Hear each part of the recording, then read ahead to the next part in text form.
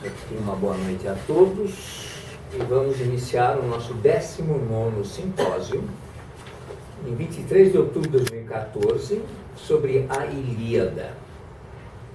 Esta é uma sequência que nós estamos fazendo de simpósios sobre os mais variados aspectos importantes, iniciáticos da paideia, da formação do homem, do caminho do herói da Ilíada. Hoje nós vamos abordar o sofrimento imposto por Zeus aos aqueus, que eram assim conhecidos os gregos, e aos troianos. Atendendo a pedidos, como tem pessoas que estão aqui pela primeira vez, porque esse deve ser o quarto simpósio que nós estamos falando sobre a Ilíada, eu vou fazer uma breve recapitulação para introduzir a vocês, que não puderam estar nos demais, o significado fundamental da Ilíada e o propósito disso. Na realidade, nós não vamos ficar restritos à Ilíada, nós iremos depois abordar a Odisseia, que é o seu complemento necessário. Eu vou me explicar.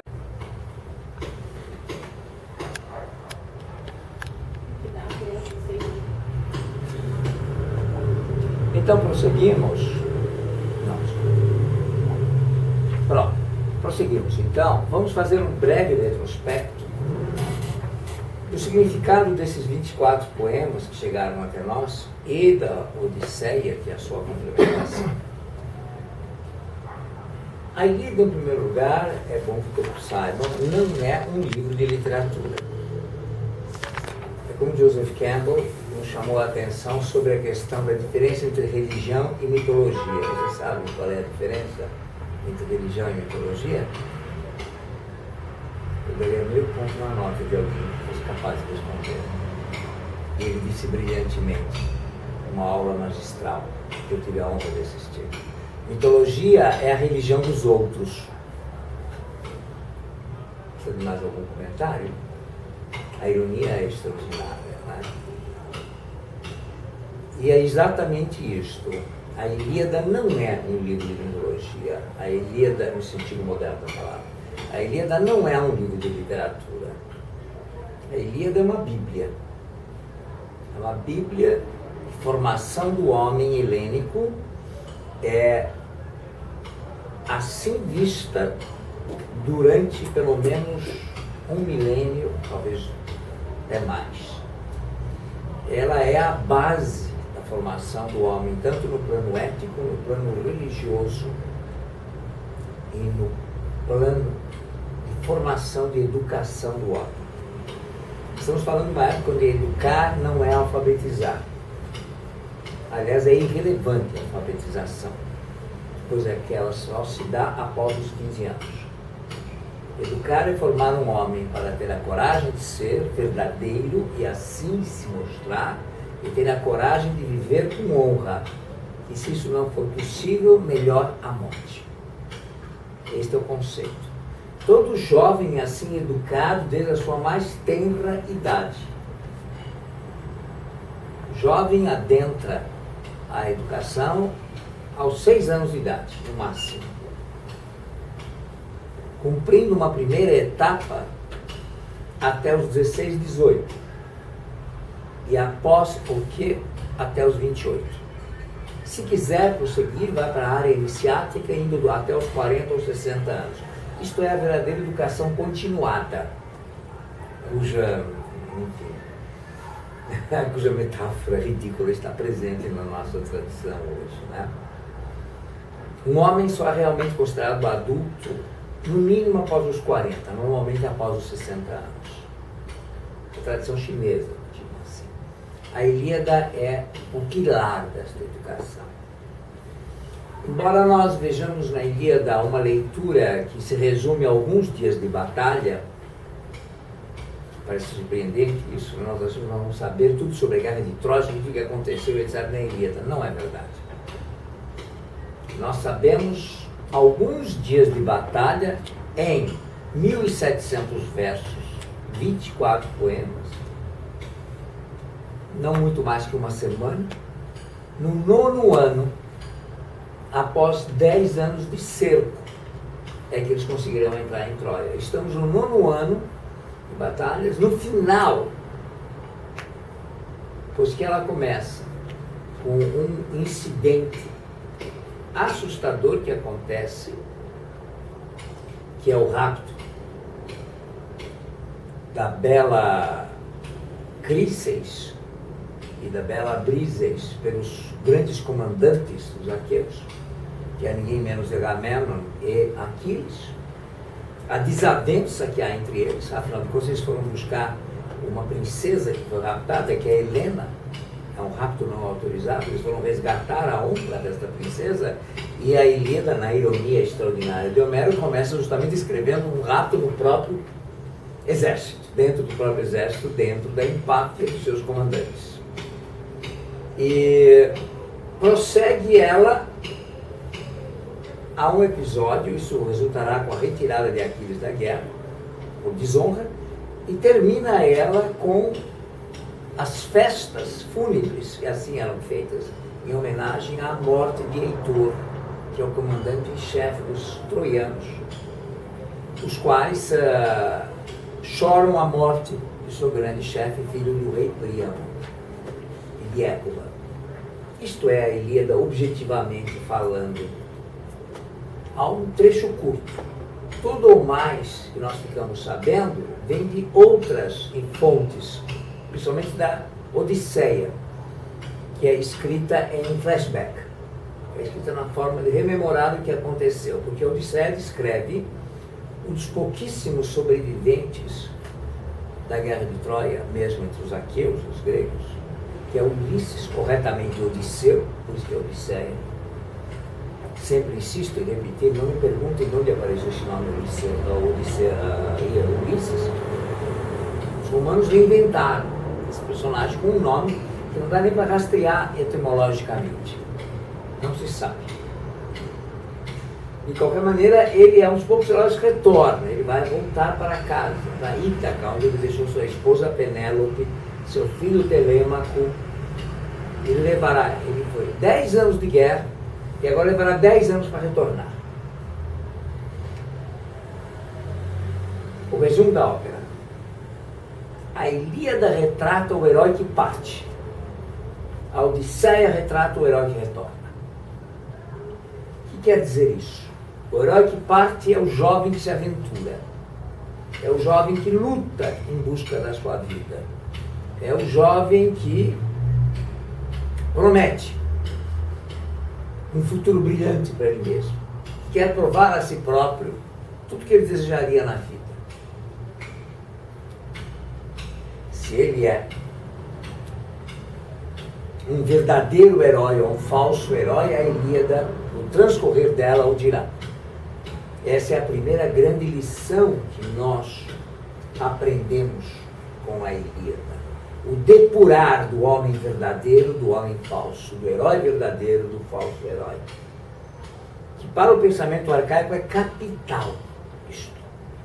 Lembrem-se que uma criança se debruçará para a leitura da Ilíada entre 8 e 9 anos no máximo.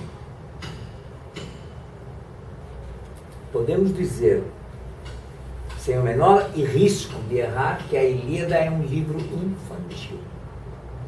Pasmem vocês. Não é como a Teogonia de Hesíodo, ou os trabalhos e os dias, mais ou menos contemporâneos, que são grandes obras iniciáticas e metafísicas mesmo, podemos dizer, dedicados a um pensamento adulto. A Ilíada, para quem lê, de modo sem preconceitos, pode se deliciar com fatos corriqueiros, novelescos, deuses brigando entre si, ciúmes. Um deus que eu gosto dela, protejo ela, ele gosta dela, protege ela, e nós vamos brigar, etc. Tem esse conteúdo tipicamente dos nossos anos primários.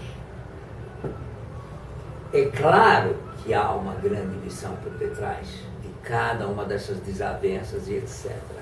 Mas nós, os ocidentais, infelizmente, ao redescobrirmos a Ilíada, lhe demos um caráter definitivo, como se tudo aquilo que está acontecendo não passasse de uma visão dos gregos infantil a respeito dos deuses.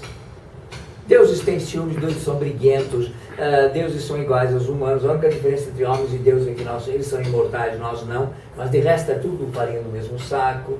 Tudo isso está em nosso imaginário, hein? Todos vocês aprenderam isso. Todos vocês aprenderam de que os deuses são antropomórficos. São figuras humanas imortalizadas, mais nada. Esquecendo de uma lição básica, que está na própria Bíblia, que Deus fez o homem à sua imagem e semelhança. O contrário não é verdadeiro, então? Cadê o princípio da reversibilidade lógica? Se Deus fez os homens à sua imagem e semelhança, portanto, os homens são semelhantes aos deuses. Então, as figuras não são antropomórficas, elas são teomórficas. Elas retratam o divinizado que está presente, se possível, na condição humana.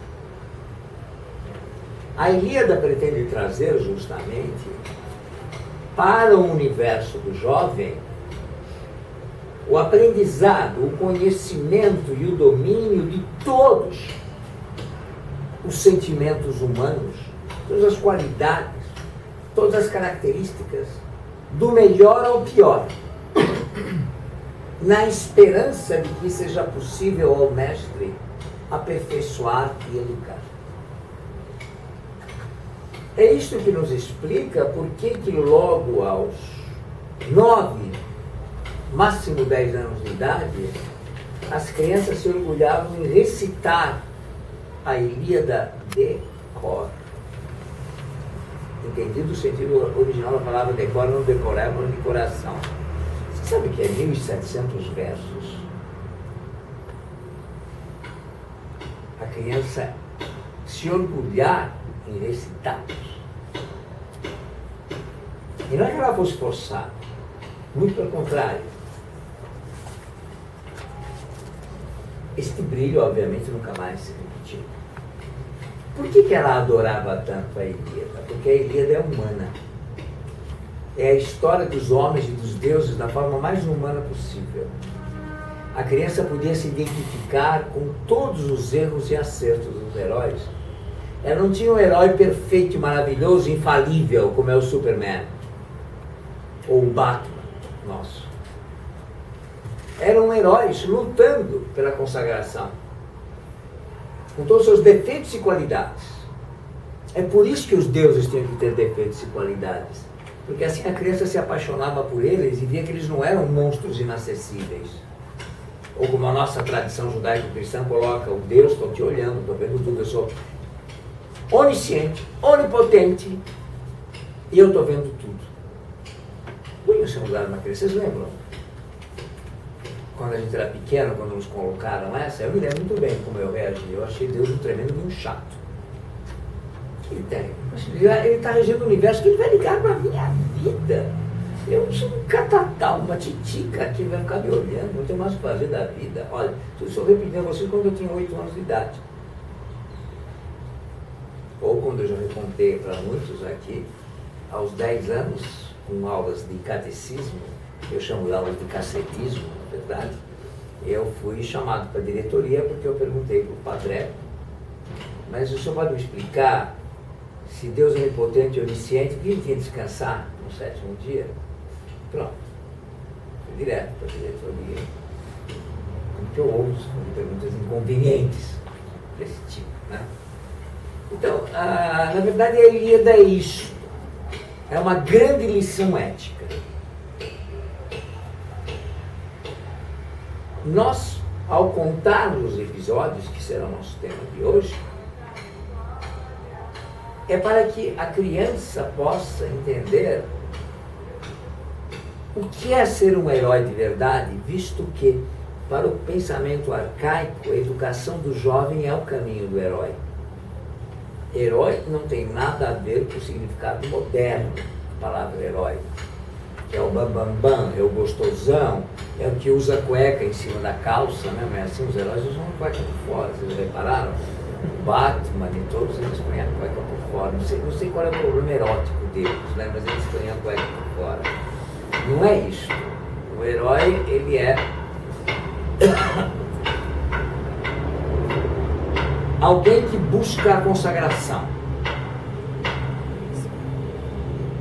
É alguém que vai em direção ao sagrado. A palavra herói é isso. Daí tem hieróglifo. Porque a palavra herói em grego é hieró. Aquele que vai em direção ao sagrado. Hieros deriva de hieró. Daí vem hieróglifo, que é escrita sagrada. Ou seja, o caminho do herói é o caminho em direção aos deuses, em direção ao sagrado. E, portanto, a educação para os jovens não é uma educação religiosa, mas é uma educação espiritual, acima de tudo. Que é o que hoje nós tentamos resgatar nas mais diversas formas que nós buscamos da tradição oriental, que é a única que sobreviveu viva e não foi corrompida como a ocidental. Então buscamos no yoga, buscamos nas lutas marciais orientais, todas elas voltadas a esse sagrado, a esse resgate, né? Um homem digno, um homem honrado. Isto era a base de toda a formação do homem. E a Ilíada busca retratar isto com a genialidade de Homero, mostrando o que é o herói que fracassa e o herói que se consagra. Qual é a diferença de um herói verdadeiro e de um herói que fracassa? Alguém tem a resposta?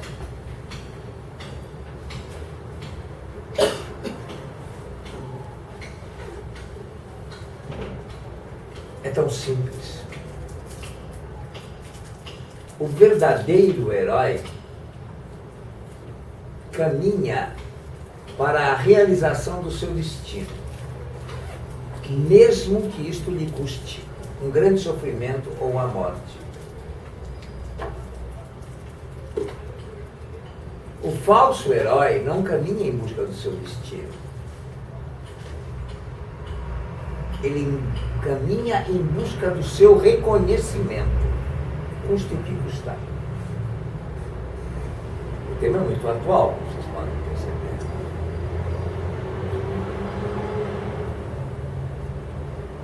Todos os embates que nós veremos, hoje nós veremos os 9 primeiros livros, se não estou enganado, não os 8 primeiros livros, mostram justamente este desnudar. O desnudar deste herói, que não está muito interessado em cumprir aquilo que ele tem de melhor, ou evoluir aquilo que ele tem de melhor. Ele está interessado em encontrar a fama, a glória, o reconhecimento, custe o que custar. Elvio, você mandou um vídeo muito interessante recentemente, de um momento muito irônico da tradição novelesca brasileira, Odorico Paraguaçu, um personagem que deve ser do conhecimento de todos.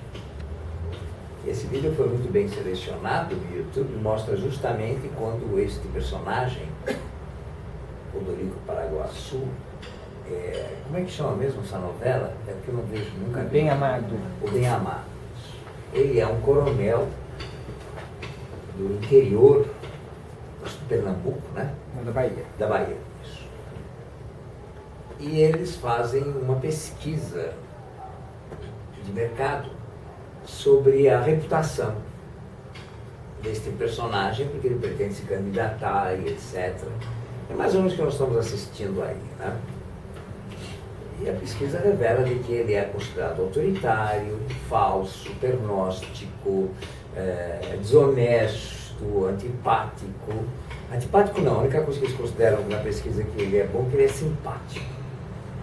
Talvez algum problema de masoquismo aí, eu não entendo. Mas a população acha ele simpático, mesmo ele sendo corrupto, safado, sem vergonha, enfim, autoritário, etc. E ele fica absolutamente chocado com a pesquisa, mas após acalmar os ânimos, dizem, não, mas nós podemos, de fato, através de uma nova pesquisa, um novo trabalho, trabalhar a sua imagem e reverter esses dados. Aí já ficamos felizes. E nesse vídeo mostra que ele está todo se preparando para vender a nova imagem. Esta foi o Dias Gomes, né, que se não me engano escreveu essa novela. Esta é uma paráfrase muito rica e muito bonita do colonialismo brasileiro e de toda a decadência que continua acontecendo em nosso Congresso, seja PSDB, ou PT, ou PMDB, é tudo farinha no saco, um bando de corruptos, e que mostra justamente o que faz qualquer negócio para ter reconhecimento, para ser glorificado. O tema da Ilíada é exatamente esse. Esse é o falso herói. E haverá um castigo dos deuses. Haverá toda uma sequência em torno desta questão. Na verdade, a Ilíada fala de um castigo bíblico para os homens. Nem mesmo Helena é um personagem real. Na verdade, ele Helena é um engodo, é um anzol, é uma armadilha. Esse personagem do Odorico Paraguaçu, ele reflete perfeitamente bem no estado de coisas do falso herói, que busca a qualquer custo o reconhecimento e que muito antes do Dias Gomes e dele, tivemos uma obra magistral do final da década de 40, se não estou enganado, de Jean-Paul Sartre, uma peça teatral brilhante, entre as muitas que ele escreveu, que atende pelo título O Diabo e o Bom Deus. Que nada mais é do que um personagem brilhante como esse do Odorico Paraguaçu, que oscila entre o diabo e o bom Deus de acordo com os seus interesses. O que ele quer é ser reconhecido. Se é para ser reconhecido como bom Deus, ele será o bom Deus. Se for ser reconhecido como diabólico, ele será diabólico. Não há problema. É a psicopatia levada aos extremos. Claro que é uma peça de imensamente maior elegância, mas isso não desmerece de maneira nenhuma o brilhantismo do Dias Gomes, esse personagem do Odorico Paraguaçu, porque nos traz uma realidade muito brasileira, muito do cotidiano, muito raçuda da periferia, que elege cegamente um Fernando Henrique ou um Tiririca, é igual na cabeça dele, vai tudo pela aparência, pelo bonitinho e etc., e pelo reconhecimento.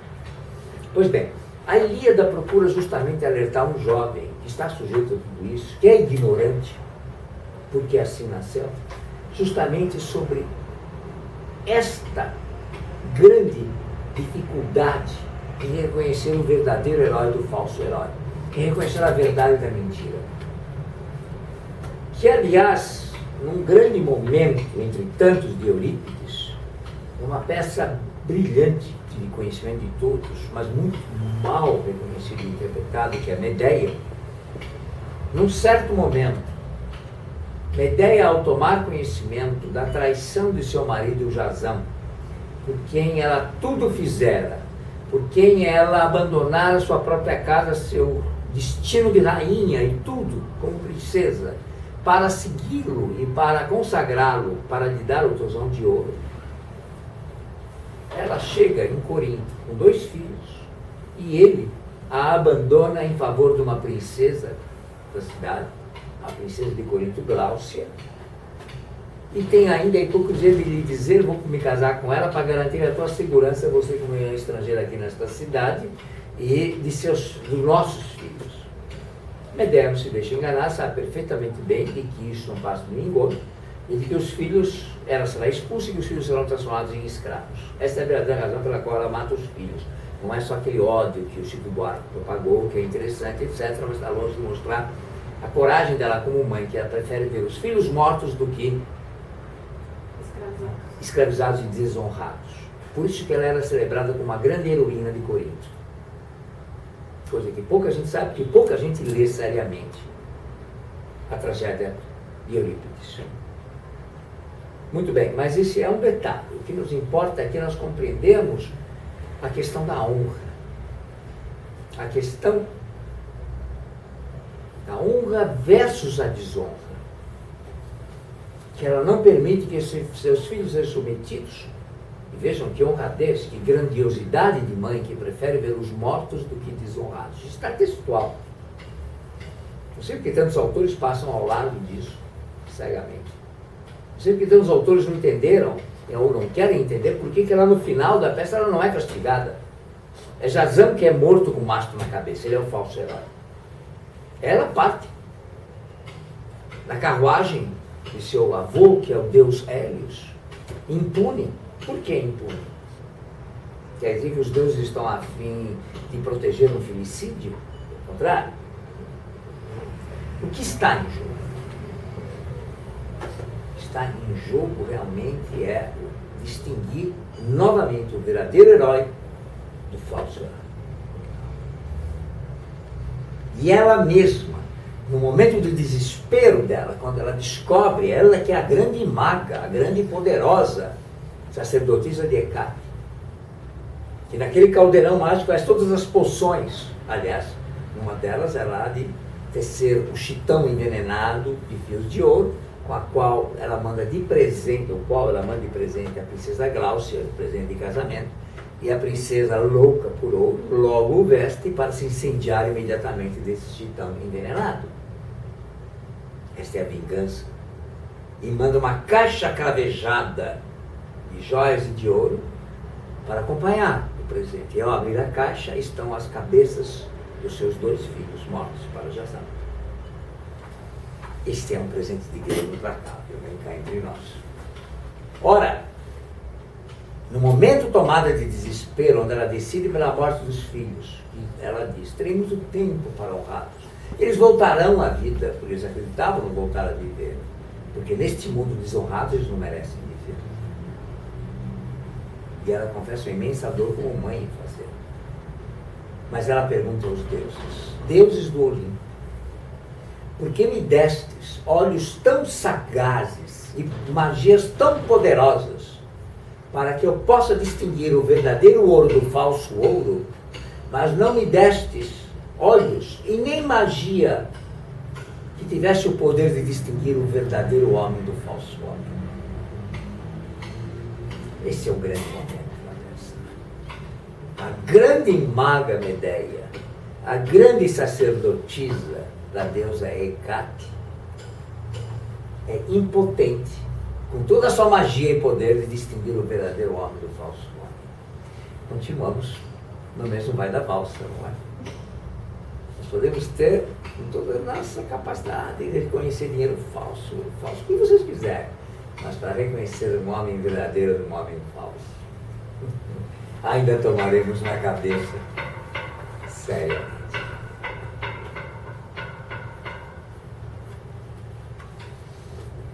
Esta é a questão da Ilíada.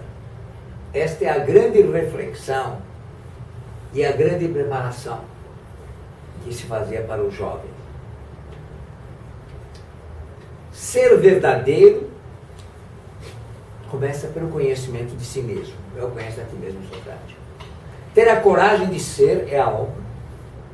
E assim se mostrar. E se não for possível, melhor a morte. Resumimos a ideia. A Ilíada é uma leitura que respalda esta reflexão. O homem verdadeiro do homem falso. O homem que tem a coragem, o homem covarde. E este se revela, em primeiro lugar, no campo de batalha, é claro. É na batalha, é na rua, é onde vocês quiserem, mas é no cotidiano que aparece o homem verdadeiro do falso. Que se distingue, porque Dante Alighieri nos lembrou também: o inferno está cheio de boas intenções. As palavras são lindas, Maquiavel nos mostrou isso também.